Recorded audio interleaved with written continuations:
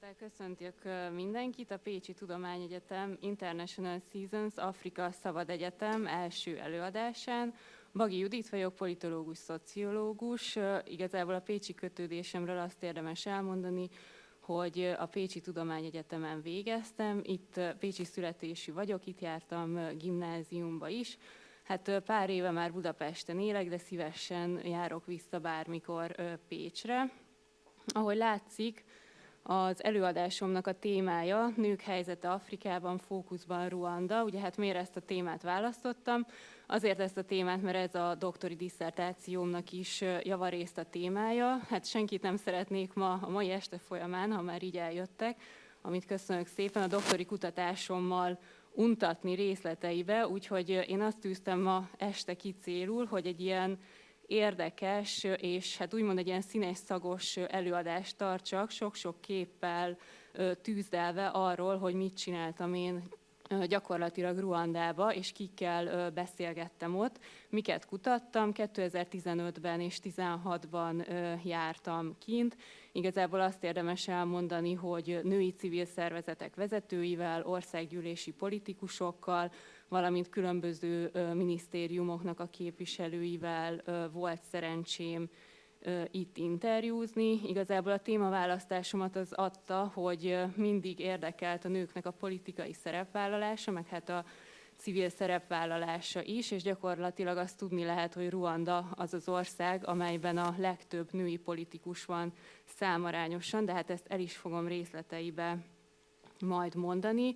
Úgyhogy első körben én beszélnék gyakorlatilag Ruandáról nagyon röviden, csak hogy el tudjuk ezt helyezni, ezt az országot, hogy hova is tehető a világtérképen.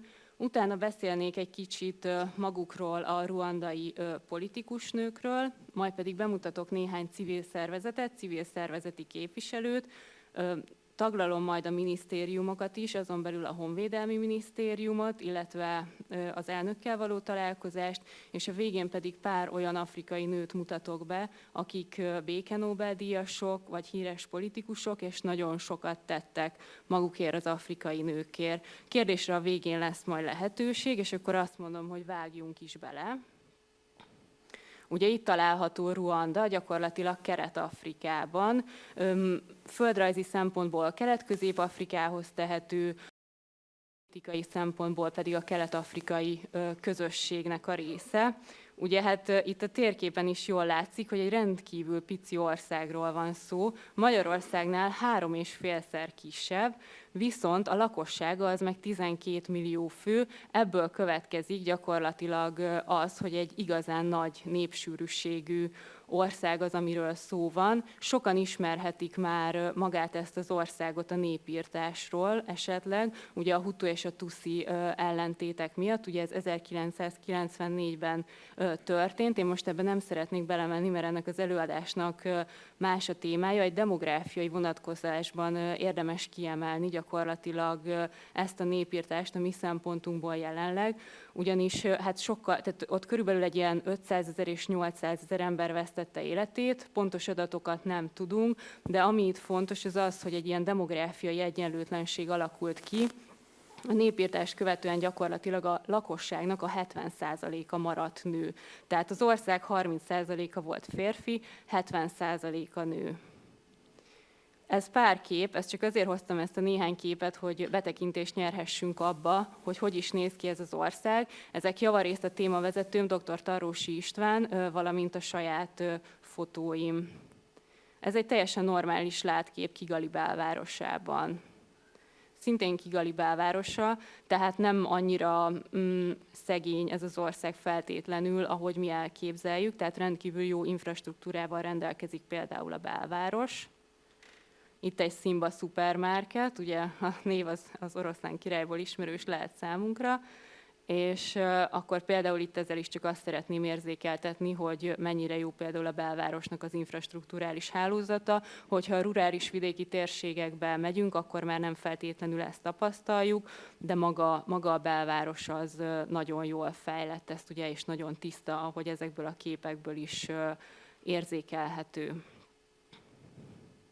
Tovább menve tehát erre a demográfiai egyenlőtlenségre, amit az imént említettem, ugye az következett a népirtás után, hogy nagyon sok nő maradt özvegyként, mély szegénységbe, és azt kell tudni alapvetően, hogy Ruandát egy nagyon szigorú patriarchális társadalmi berendezkedés jellemezte. Ez ugye azt jelenti, hogy a nők javarészt a háztáji gazdálkodásokat, vagy hát gazdaságot látták el. Ugye ez általában bejelentetlen munkát jelent, tehát hivatalosan ők nem is voltak kenyérkeresők, viszont annak érdekében, hogy a népirtás után az országot gyakorlatilag újra tudják építeni, muszáj volt a nőket beintegrálni nem csak a gazdaságba, hanem adott esetben az országnak a vezetésébe, a különböző politikai pozíciókba is, hogy gyakorlatilag Ruanda működni tudjon. Ezért a nők olyan jogokat kaptak meg, mint a föld öröklése, a hitel felvétele vagy a vállalkozás alapítása. Ez ugye nagyon furcsán hangozhat, hogy 94-ben a ruandai nőknek, vagy 94 előtt ez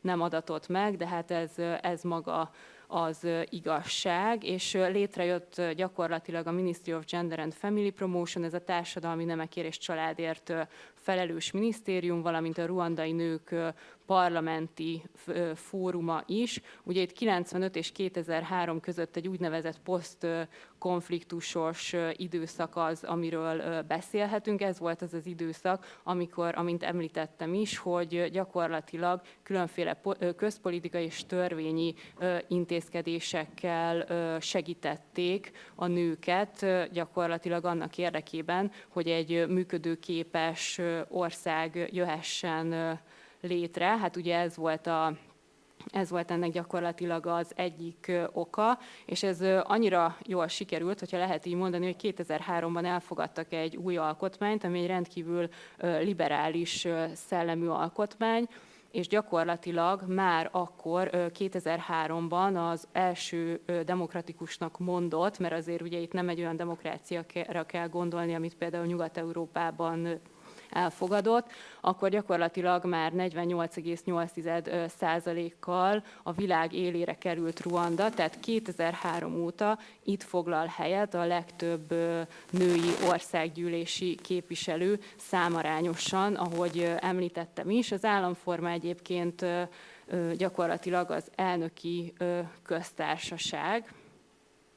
És ugye, hogy mi volt ennek az oka, amit említettem, ezekben a posztkonfliktusos időszakban hozott döntéseknek, illetve közpolitikai és törvényi szabályozásoknak. Ugye egyrészről az, hogy a nőket gyakorlatilag olyan pozícióba helyezzék, hogy működtetni tudják az országot, ez volt az egyik. A másik pedig az, hogy elfogadták ugye ezt a demokratikus alkotmányt, és ezzel az volt a cél, hogy a nemzetközi közösség felé reprezentálják, mutassák azt, hogy ez az ország igenis demokratikus úton működik. Ez pedig azért fontos, mert Ruanda így tudott segélyekhez jutni, például az ENSZ és az Európai Unió részéről, ugye az elnök azóta is gyakorlatilag ugye itt a gender mainstreaminget is bevezették, különféle és ENSZ irányelveket. Itt arra kell gondolni, hogy például a nemek egyenlőségére vonatkozó átfogó politikai követelményeket fogalmaztak meg. Itt, amint említettem, ez a földtörvény, hitelfelvétel, illetve a nemi kvóta bevezetése magánál a politikai képviseletnél. És ugye még egy nagyon fontos téma, erről a későbbiekben is fogok beszélni, hogy a nőkkel szemben minden megkülönböztetés formáját fel kell számolni. Itt például gondolni kell a nemi erőszakra is, vagy a nők ellen elkövetett fizikai bántalmazásra. Ezekhez egyébként maguk a civil szervezeti tevékenységek is hozzájárultak. Az imént említettem, hogy Ruanda áll az élén gyakorlatilag a nők politikai képviseletét tömörítő interparlamentáris unió listájának. Ez a legfrissebb adat, itt láthatjuk Ruandát az első helyen, ugye ez jelenleg 61,3%, és akkor még egy afrikai országot látunk a 9. helyen, a Dél-Afrikai Köztársaságot, ez pedig 46,5%. Csak azért, hogy érzékeltessem a világ átlagot, elnézést, ezeket nem fordítottam le, de szerintem így angolul is el tudom mondani, illetve megértjük. Ugye a szubszaharai Afrikának az átlaga az 26,6%, a világ átlag is egyébként itt mozog, a nők politikai képviseletét illetően. Az európai átlag az egy kicsit magasabb, az 31,1% itt az alsóházra vonatkoztatva. Tovább lépve Ruandára, ezzel az ábrával azt szeretném mutatni, hogy miképp nőtt gyakorlatilag folyamatosan a nőknek az országgyűlési képviselete, különösen megugrott ugye a 2003-as évtől, amikor ugye ezt a demokratikus alkotmányt elfogadták. Ugye 2008-ban már 56% volt, 2013-ban pedig 64%, és most, ahogy említettem, ez ugye 61% körül van. Előtte pedig 94 és az előtti időszakban pedig ilyen 11-12% körül mozgott. Egyébként maga a magyar átlag, tehát a magyar országgyűlési képviselőknek az átlaga is ezen a számarányon mozog, a 11 és 12%-on.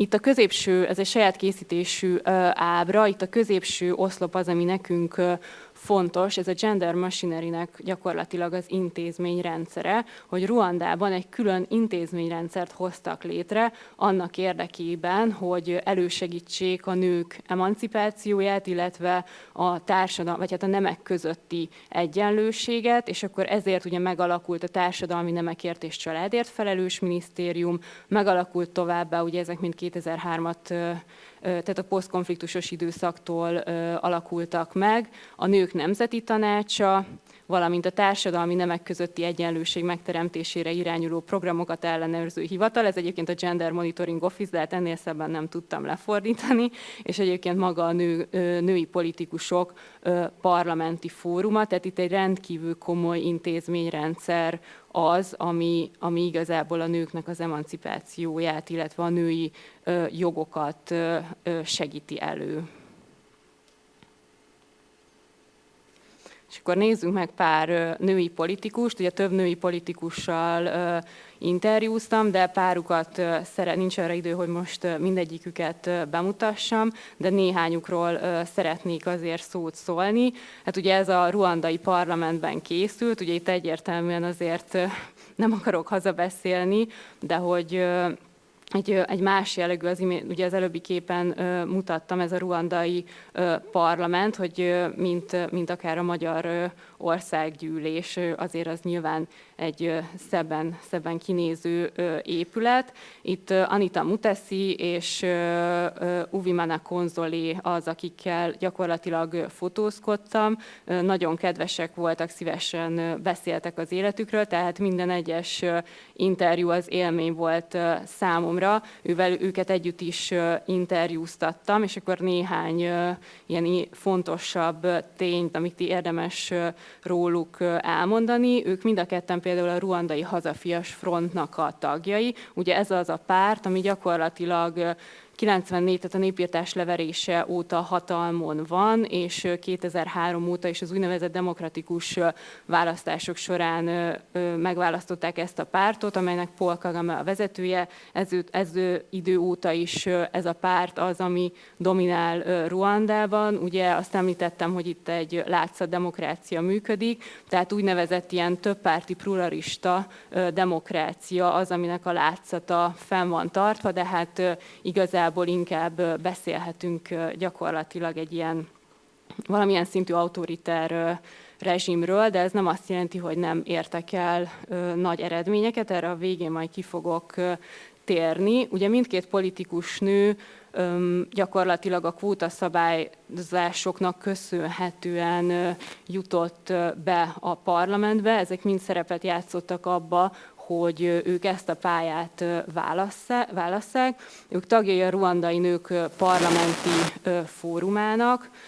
Alios Ijumbát nevezték meg példaképüknek, azt a politikus nőt, aki gyakorlatilag egyik első volt, aki kiállt a nőknek a jogaiért. Ő nagyon fiatalon 2012-ben hunyt el, ő már a népirtást megelőzően egyébként aktív politikai szerepet is vállalt, és hogy ez a két politikus nő is Ijumba örökségét szeretné gyakorlatilag a politikai pályája során továbbvinni.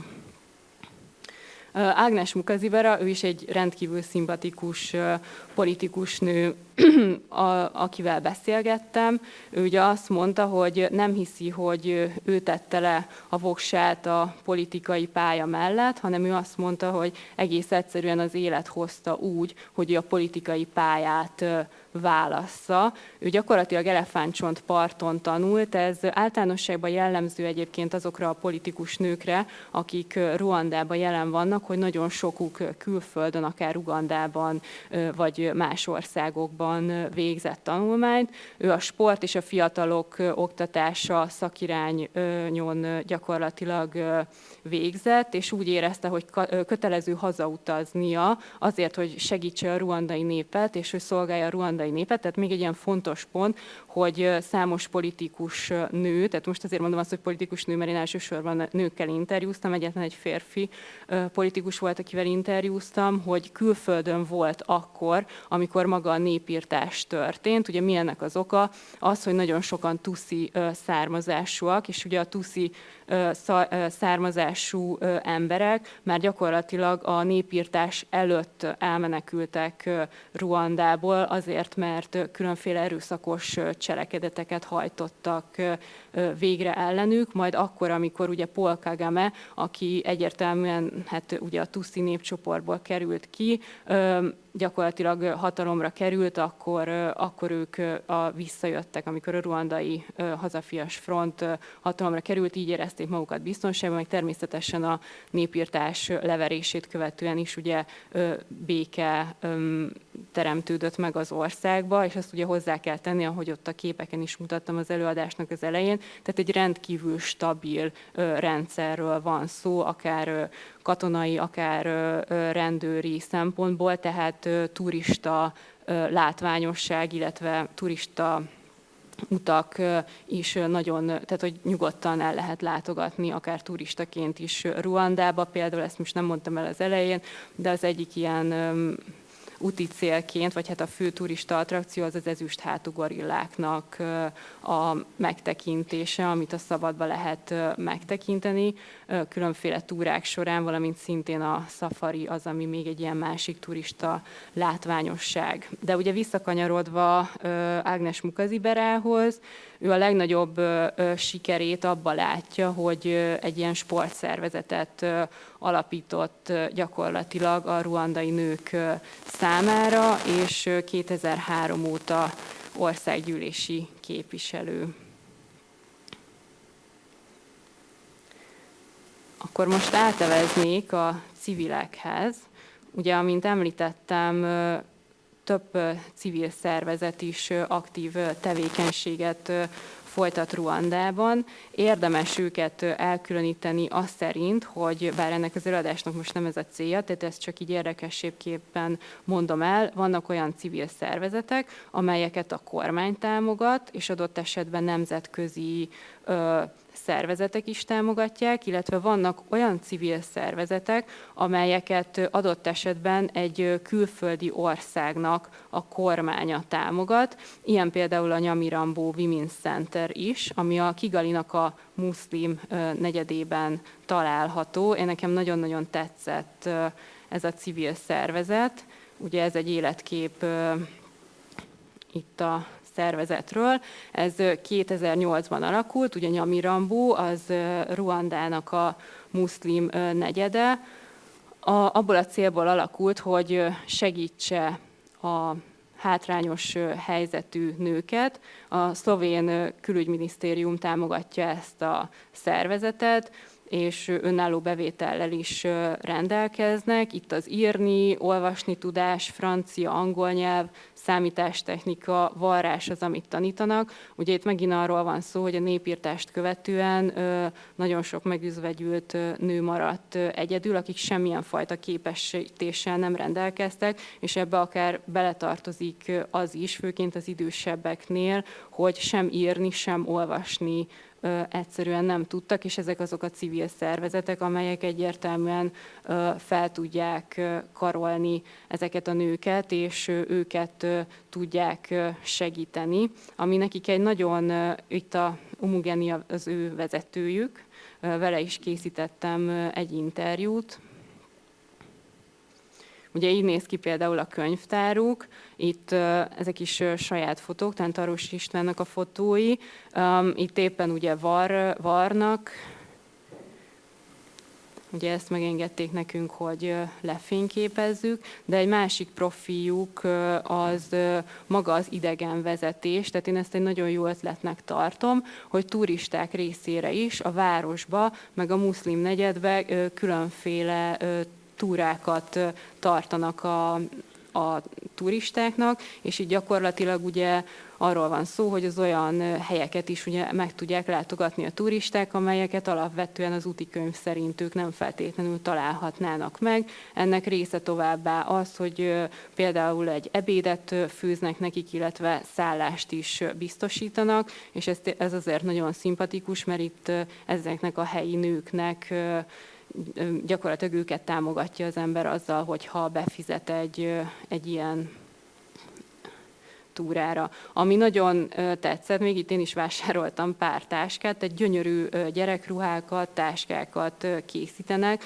tehát tényleg rendkívül ügyesek és minőségi termékeik vannak, úgyhogy ha valaki Ruandába jár, akkor mindenképpen javaslom, hogy a Nyamirambo Women's Centert azt látogassa meg. A következő intézet, ami szintén az egyik kedvencem, ez az úgynevezett Aquila intézmény a nőknek, most ezt így tudnám itt nagyon magyarosra fordítani. Ezt 2010-ben alapították, az Aquila jelentése az a bölcsesség, és itt felsőfokú képzést nyújtanak lányok számára, tehát ez nem egy egyetemi, hanem egy felsőfokú képzés, főként vállalkozásvezetés és vendéglátás, ugye Ruandában és Burundiban is van ilyen központ, gyakorlatilag az egyik, tehát a szálláshelyünkön a recepciós hölgy például elmesélte nekünk, hogy ebben az iskolában tanult. Ő Alina Kabanda, egy nagyon-nagyon értelmes, szimpatikus hölgy, aki az intézetnek a vezetője, tehát szintén jártunk, és ebben az intézetben interjút készítettünk vele. Itt el lehet azt mondani, hogy a diákoknak a 90%-a a tanulmányok befejezését követően egyből álláshoz jut. Itt ezt az úgynevezett can do, tehát ez a képes vagyok rá attitűd, amit szeretnének a lányokba nevelni, és hogy gyakorlatilag itt az a cél, hogy a hozzájuk leginkább illő pályát kiválasszák, és ezáltal is egyfajta változást indukáljanak a társadalomba, arra vonatkozóan, hogy ők sikeres nőket tudjanak képezni, és ami számomra, tehát ami nekem nagyon-nagyon tetszett, az az, és erről a politikusokkal is beszéltünk, hogy példaképeket hívnak meg a lányok számára, tehát húsvér embereken keresztül, tehát olyan női politikusokat, vállalkozókat vagy civil szervezeti vezetőket hívnak meg, akik már nagy sikereket értek el, és ezáltal statuálnak példát az Aquilában tanuló lányok számára. Ugye akkor, amikor ott voltam, ez 2016-15-ben, akkor Ruandában 280-an, Burundiban pedig 150-en tanultak. Ugye itt láthatunk egy tablófotót, ezt csak azért mutatom, mert hogy itt például az egyiken rajta van, hogyha meg tudom mutatni, igen, ez a Hotel de Mille Collines-ban ugye recepciós az adott hölgy, Ugye a Hotel de Mille Collines, az, hogyha valaki esetleg érdeklődik Ruanda iránt, akkor az ugye az a hotel, ami a Hotel Ruanda című filmben is benne van, és a népírtás során egy elhíresült hotel, de most ennek a történetében nem megyek bele, mert arra már elég időm az nem lenne. Ugye itt vagyunk a skóciai Szent Andrewsi Egyetem kutatócsoportjával, hogy ez a könyvtáruk, és akkor igazából ezt is azért fényképeztük, hogy itt egy elég jól, tehát nem eléggé, hanem tényleg nagyon jól felszerelt iskoláról van szó, hiszen laptoppal tudnak tanulni, laptopot tudnak használni az itt tanuló diáklányok. A következő civil szervezet, az Aspire Ruanda. Ugye itt is láthatjuk ezt a kis hegyes, dombos ruandai látképet. Szerintem egy nagyon impozáns látványt nyújt, de egyébként tényleg, hogyha megnézzük, akkor ott vannak ezek a magas épületek is, tehát láthatjuk azt is, hogy egy igazán jól fejlett városról van szó. Én ide 2015-ben is voltunk, és 2016-ban is visszamentem erre a helyre. Igazából itt 2 szervezet is működik az Aspire Ruanda jóvoltából, Kigaliban is, illetve Rutunga területén is. Ez egy vidéki település, ugye Kigali meg, amint említettem, a főváros. Ugye itt ugyanaz a történet, amit már elmondtam a többi helyen, hogy ugye nagyon sok özvegy és kisgyermekes anya maradt egyedül, akik önállóan kényszerültek magukat eltartani, ám de nem volt iskolai végzettségük, és itt az Aspire Ruanda az 12 hónapon át tartó képzést nyújt ezeknek a hölgyeknek. Fodrászat, főzés, kézműves tanfolyam, valamint angol nyelvtanfolyamként. Ami nekem itt nagyon tetszett, az az, hogy a tanulmányok befejezését követően kisebb vállalkozásokba kell bekapcsolódni, és ott gyakorlatot folytatni. Ugye itt a képzés ez 12 hónapon át tart, és 50 fővel indul egy csoport, de ugye a vezetőjük is elmondta, hogy óriási a túljelentkezés, tehát azért elég erőteljesen várni kell, hogy az ember sorra kerülhessen, illetve a családtervezés is egy olyan mérföldkő, vagy hát egy olyan sarkalatos pont, amit ez a szervezet célul tűz ki maga elé. Itt gyakorlatilag arról van szó, hogy amint említettem is, hogy Ruanda az egy nagyon-nagyon nagy népsűrűségű ország, és a családtervezés azt hivatott gyakorlatilag szolgálni, hogy a gyermekeknek a számát azt csökkentse abban az esetben, hogyha túlszaporodásról van szó, tehát most így magyarul mondva, hogy ne az legyen, hogy mondjuk egy családba születik 7 gyermek, és gyakorlatilag se iskolában nem tudják őket járatni, vagy nem tudják őket egészségesen felnevelni, ne adj Isten elhaláloznak. Ennek az a célja, hogy az egészségügyi szakemberek segítségével és a szexuális nevelésre sarkalják az ott élőket, és ezáltal is inkább, tehát elmondják azt az ott élőknek, hogy sokkal jobb az, hogyha adott esetben 2-3 gyereket vállalnak, de őket tudják iskoláztatni és egészségesen felnevelni, mint hogyha sokkal többet vállalnának, és nem tudnák ezeket a szülői feladatokat ellátni. Ami nagyon aranyos, az pedig, és mindjárt mutatok a kis afrikai gyerekekről is fotókat, hogy a képzés egésze alatt gyermekmegőrző működik, tehát amikor az ember bemegy ebbe a szervezetbe, akkor olyan, mintha hirtelen egy óvodába is csöppenne. Ugye ez így néz ki. Ezeket a képeket is volt, amikor ott voltam, hogy itt ezt a lányt, fiút festették. Szintén nagyon sok a külföldről érkező segítő önkéntes. És ugye itt vannak a gyerekek, éppen esznek, nagyon aranyosak, ők mindig integetnek, meg lehet velük fotózkodni. Úgyhogy bájosak nagyon. Ugye itt Peace Ruzage, aki az alapítója és ügyvezető igazgatója ennek a szervezetnek, ugye vele is készítettünk interjút, ami érdekesség, akkor már hadd mutassam meg, hogy Ruandába bárhol járunk, Kagame fotója mindenhol ott van, ugye az elnöknek a fotója teljesen mindegy, hogy egy civil szervezetnél, akár a parlamentben, vagy bármilyen más minisztériumban járunk, és akkor ezzel viccelődtünk is, hogy Kagame gyakorlatilag az utunkat végigkísérte Ruandában. Igen, szintén ennek a szervezetnek itt a hölgy tagjai kézműves termékeket készítettek, és ide is meghívtak minket, hogy ezeket a termékeket ugye meg lehetett vásárolni, meg lehetett nézni, ezek a tipikus afrikai kosarak, láncok, amiket amúgy a piacon is szintén afrikai emberek által előállított termékként meg tudunk vásárolni. Akkor áttérnék az oktatásra. Amikor 16-ban kint voltam kutatni, akkor igazából a Center for Gender Studies-nak voltam a vendég kutatója. Ugye ezt magyarul talán Gender Intézetnek fordíthatnánk, de itt tényleg arra kell gondolni, hogy itt a nők és férfiak közötti kapcsolatokat, társadalmi egyenlőséget, egyenlőtlenséget kutatja ez a tanszék a Ruandai Egyetem részeként.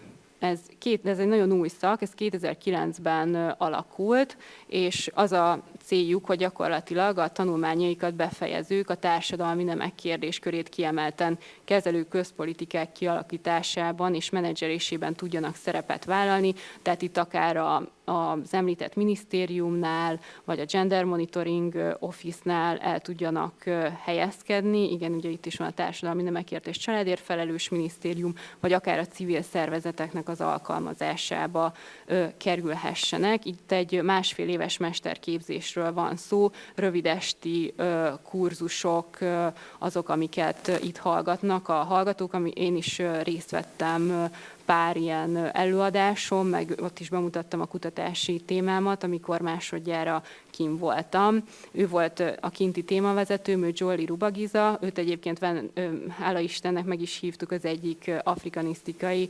konferenciára, hogyha jól emlékszem 2016-ban, tehát ő Magyarországra is ellátogatott. Egy ilyen vicces történet csak, hogy ugye hát Pécs, tehát nyilván Pécset volt ez a konferencia, az afrikanisztikai konferencia, és hát ő Budapestről érkezett, ilyen szokásos, ez az Airport Shuttle, amit ilyen minek is hívnak magyarul, tehát ezzel a busszal, vagy hát ilyen autóval hozták őt le Pécsre, és hogy ő, tehát tudjuk azt, hogy ez az autópálya nem egy ilyen zsúfolt autópálya, megérkezett, és azt mondta nekem, hogy hát én néztem, hogy hol vannak az emberek, mert ugye Ruandában akkora a népsűrűség, hogy mindenhol tele van emberekkel, és ő meg el volt ámulva, hogy a Pécs-Budapest autópályán egyrészt autót is alig látott, embereket meg egyáltalán nem, úgyhogy ezen akkor is jót nevettünk.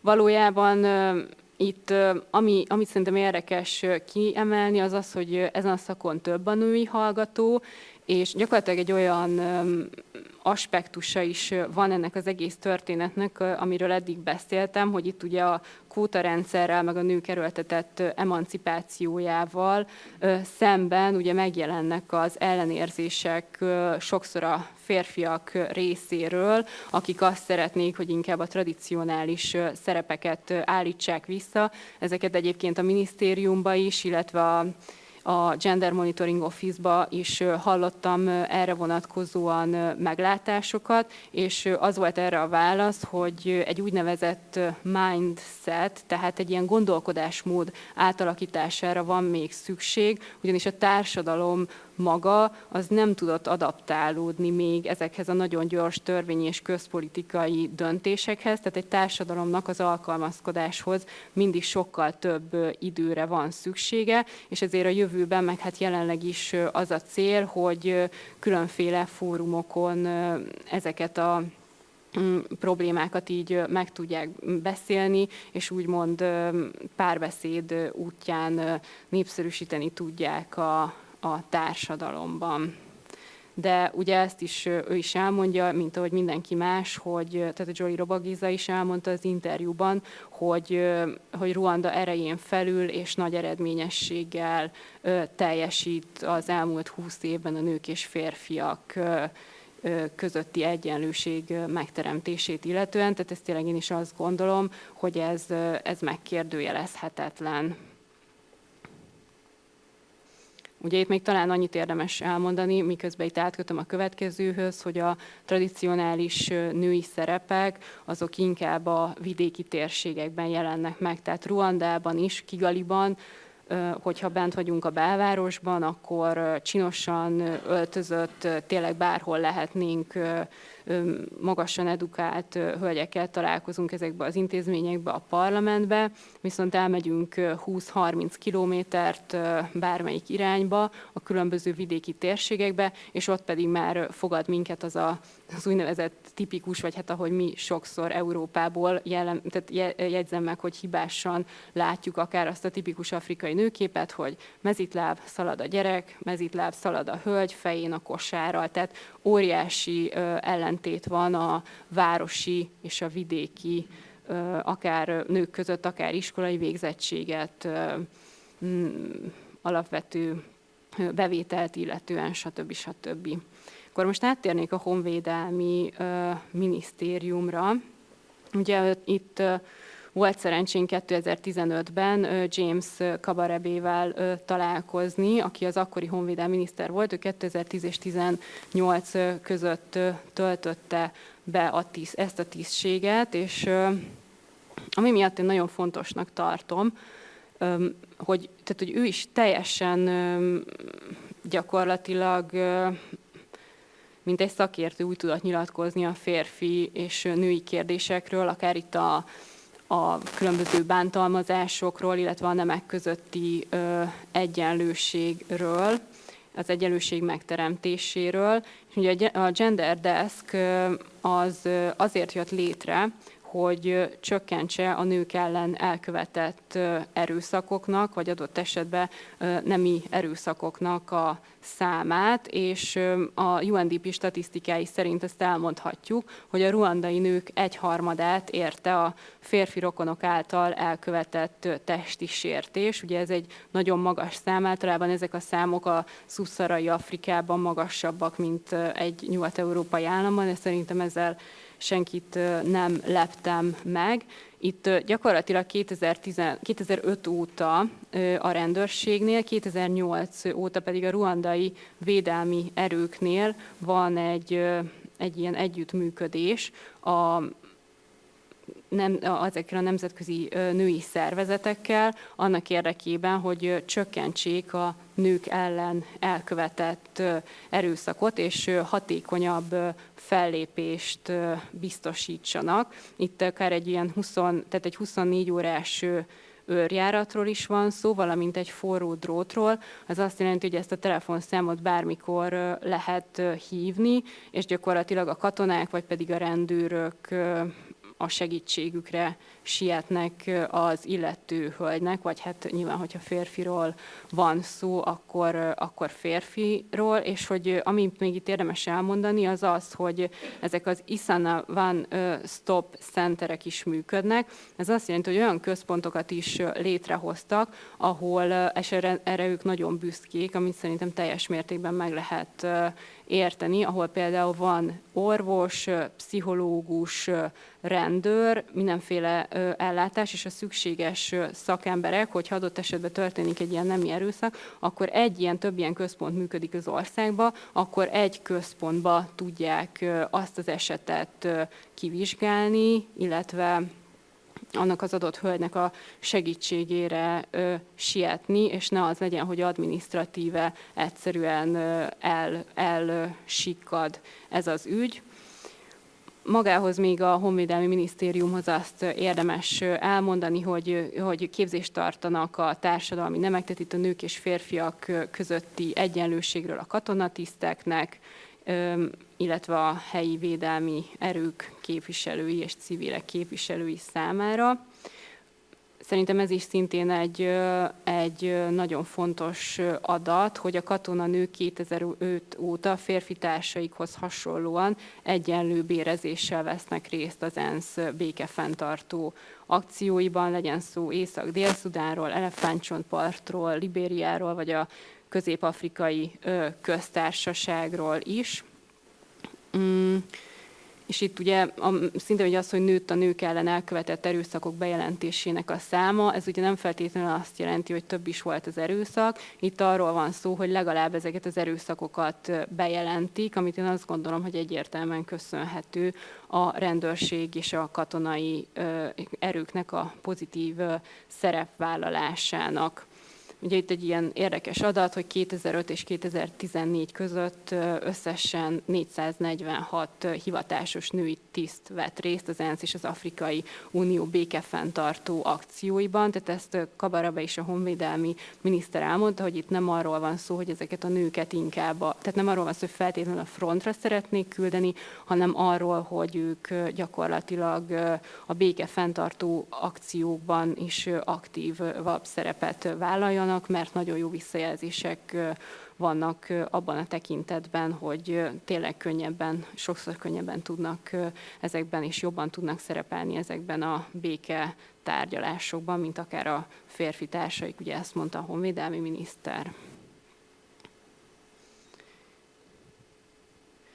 Végezetül ehhez a témához, akkor ugye Paul Kagame, aki itt ül, akkor ugye itt vagyunk mi magyarok, itt a Tarosi István és Tarosi István témavezető, meg Vörös Zoltán kollégám.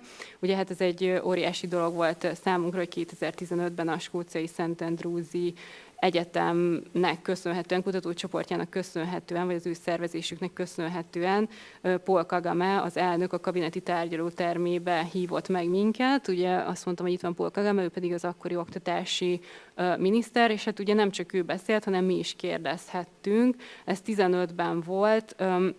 Akkor álltunk az elnökválasztások előtt. Ugye Ruandában 7 évente van elnökválasztás, és gyakorlatilag hát ugye igen, tehát ugye ez 2015-ben volt, és 17-ben, mert ugye 2003-ban, 2010-ben és 2017-ben voltak elnökválasztások. Hivatalosan az alkotmány szerint 2-ször lehet megválasztani a ruandai elnököt, tehát 2017 előtt neki le kellett volna köszönnie, viszont hát ő úgy gondolta, és akkor én ugye meg is kérdeztem tőle, hogy mit gondol arról, hogy lehetne-e adott esetben egy női elnök az ország élén. Ő akkor azt mondta, hogy erre minden elő van készítve, tehát egy nagyon diplomatikus választ adott, viszont hát nem sokkal ezután kiírt egy népszavazást, egy ilyen alkotmánymódosító referendumra vonatkozóan, hogy hát ha a ruandai nép azt szeretné, hogy továbbra is ő legyen az elnök, akkor ő nagyon szívesen maradna, és hát ugye lássunk csodát, a ruandai nép azt hiszem ilyen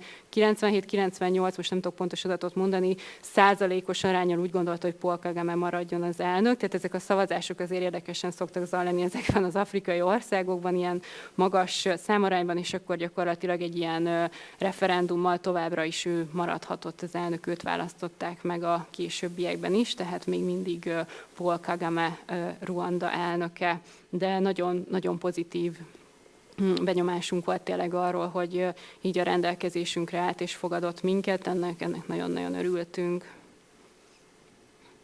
Összegezve a témának ezt a részét, azt tudnám elmondani, hogy annak ellenére is, tehát itt ugye a nők politikai, társadalmi szerepvállalására, valamint a nők és férfiak közötti egyenjogúság megteremtésére gondolok, hogy a nemzetközi közösség továbbra is vitatja a ruandai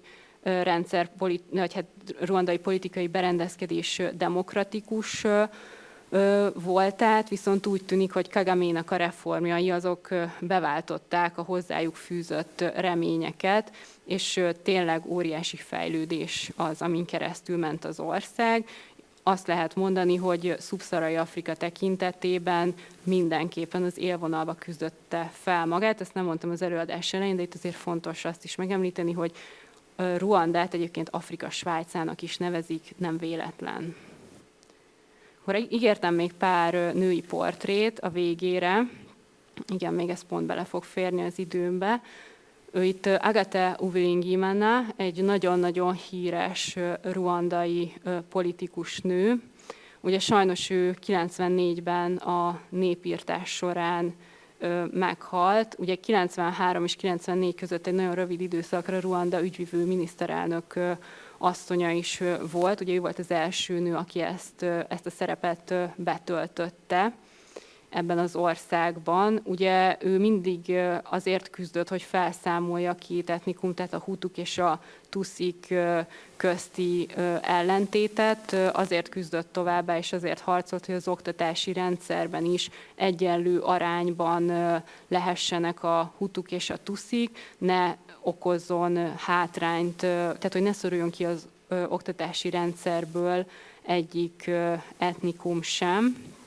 Úgyhogy hát 94-től sajnos folyamatosan atrocitások érték, és ahogy említettem, ebben az évben ő sajnos meg is halt, elég brutális módon, hogy otthonában férjével és a tanácsadójával együtt őt lelőtték. A pár blogban Nobel békedíjasok következnek. Ellen Johnson Sirleaf, ő 2006 és 2018 között Libéria és Afrika egyben első megválasztott elnök asszonya volt. Nagyon nagy eredménye az, hogy 2008-ra 82%-os általános iskolai beiskolázási arányt ért el, tehát ezt mondom, nem magyar viszonylatban kell nézni, hanem a szubszaharai Afrika viszonylatában, és amit ugye ki kell emelni, hogy Libériában a polgárháborús időkben ugye ő folyamatosan küzdött azért, hogy vége legyen a polgárháborúnak, és kiállt a békéért, úgyhogy 2014-ben Gabbéval együtt ő béke Nobel-díjat kapott, de mutatnám a másik hölgyet is, mert nagyon-nagyon fontos az ő szerepe. Ugye különösen ez a háborús téma ugye sajnos a mai aktuál politikára is, ennek ugye mi is érezhetjük a nyomását, hogy úgy mondjam. Ő szociális munkásként dolgozott, a háborúból visszatértek traumáinak a feldolgozásában segített különböző központokban, ami nekem egyébként, tehát ő egy békeaktivista, békemozgalmakat irányított, meg hát irányít. Nekem nagyon-nagyon szimpatikus az, hogy ő imádságokat szervezett a békéért, arra kérte a nőtársait, és ugye itt is arról van szó, hogy főként ugye a nőket tömörítette, őket tudta megszólítani, hogy egyenpólót viseljenek. Ezt egyébként úgy írják le, hogy ő álmában látott, tehát ebben a központban, ahol szociális munkásként dolgozott, ott egyszer már annyira fáradt volt, hogy elaludt, és azt álmodta, hogy ő azzal tudja elősegíteni a békének a megteremtését, hogyha pólót fognak viselni, mert ő, tehát hogy álmában Isten szólt hozzá, és ezt az ötletet adta neki. Valójában ő, és még továbbá ő szexsztrájkot is bevezetett, illetve erre kérte a női társait, hogy ezt vezessék be. Ez azt jelenti, hogy a férfiakat is, tehát az ő párjukat, férjüket arra sarkalják, hogy hagyják abba a háborút, tehát addig nem létesítenek velük szexuális kapcsolatot, amíg abban nem hagyják a háborúzást, ezzel is arra ösztökélve őket, hogy minél hamarabb béke legyen. És az utolsó hölgy pedig, ugye Wangari Maathai, tehát ő nagyon-nagyon híres, ő ugye 2011-ben halt meg, kenyai politikus, környezetvédő, 2004-ben kapott béke Nobel-díjat, ő folyamatosan küzdött a fenntartható fejlődésért, a békéért, ugye hozzáköthető a Green Belt Movement, ez a zöldöv mozgalom.